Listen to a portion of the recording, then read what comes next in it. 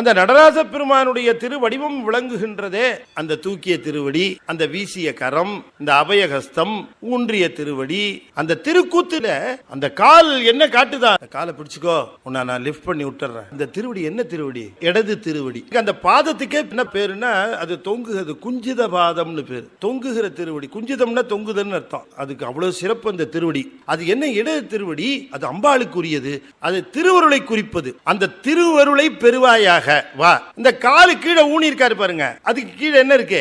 முயலகன்னு ஒருத்தர் இருப்பான். அவன் எப்படி இருப்பான் பாத்திருக்கீங்களா? கண்ணு ஒரு பக்கம், காது ஒரு பக்கம், கை ஒரு பக்கம். இந்த காலு கீழே இருக்கிற முயலகன் தான் நம்முடைய சிந்தனை. அதை அடக்கி இந்த திருவருளை பற்று அப்படின்னு. இந்த தூக்கிய திருவடியவே இந்த வீசிய கை காட்டி கொண்டு இருக்கும். இந்த வீசு கரம்ங்கிறதுக்கு என்ன பேர் சொல்லுவாங்க?